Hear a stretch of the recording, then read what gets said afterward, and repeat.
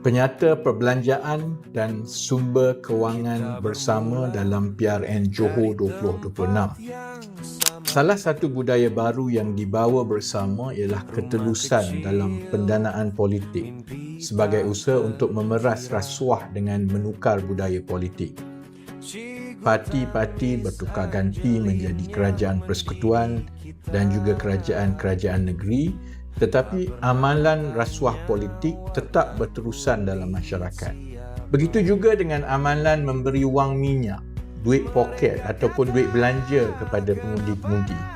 Ada pengundi yang tidak segan silu lagi memaparkan mereka menerima wang untuk mengundi. Hakikatnya, sesebuah gabungan politik membelanjakan puluhan juta ringgit, malah saya ingat mencecah ratusan juta ringgit untuk sesebuah pilihan raya negeri saja. Wang rasuah ini didahulukan oleh kumpulan-kumpulan yang berkepentingan.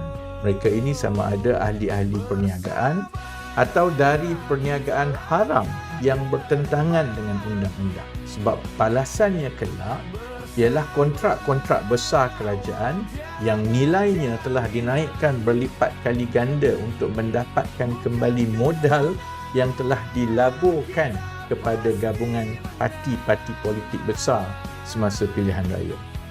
Dan yang lebih teruk lagi, jika ia melibatkan aktiviti haram, maka tindakan tidak diambil terhadap aktiviti haram seperti perjudian atas talian, penyeludupan dan pelbagai lagi kegiatan haram sebagai ganti kepada sumbangan dana semasa kempen pilihan raya.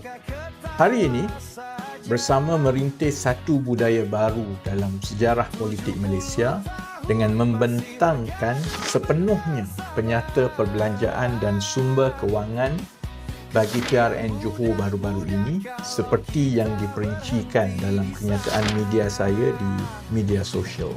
Kami kasih, biar kami kasih yang berbaloi. Kalaupun jatuh, biar jatuh kerana berdiri. Bersama kita langkah ke depan.